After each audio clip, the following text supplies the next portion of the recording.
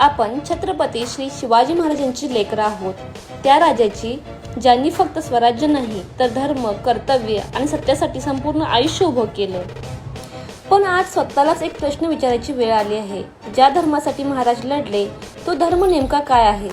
फक्त परंपरा आणि पूजा, की कठीण प्रसंगातही योग्य गोष्टीच्या बाजूने ठाम उभं राहण्याची ताकद?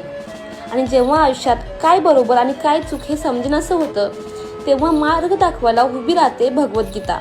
आणि याच प्रश्नांची उत्तरं हजारो वर्षांपूर्वी श्रीकृष्णांनी भगवद्गीतामध्ये दिली आहेत. आयुष्याच्या प्रत्येक आव्हानात्मक क्षणी जेव्हा मन डगमगायला लागतं, तेव्हा ही भगवद्गीता मला योग्य दृष्टिकोन देते. प्रत्येक ट्रेकच्या आधी मी एक श्लोक नक्की ऐकते, कारण त्या एका श्लोकात असते भीतीवर मात करण्याची ताकद आणि स्वतःवर विश्वास ठेवण्याची प्रेरणा. एक ट्रेकर आणि ट्रॅव्हलर म्हणून या गीतेमुळे माझ्यात खूप बदल झाले.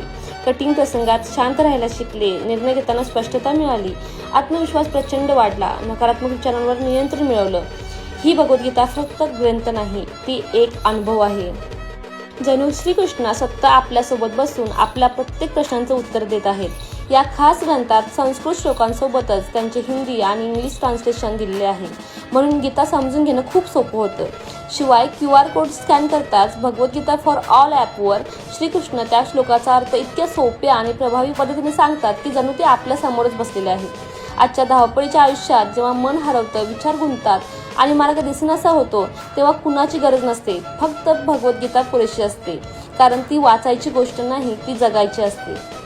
आणि एकदा का तुम्ही ती जगायला सुरुवात केली तर आयुष्य बदलल्याशिवाय राहत नाही.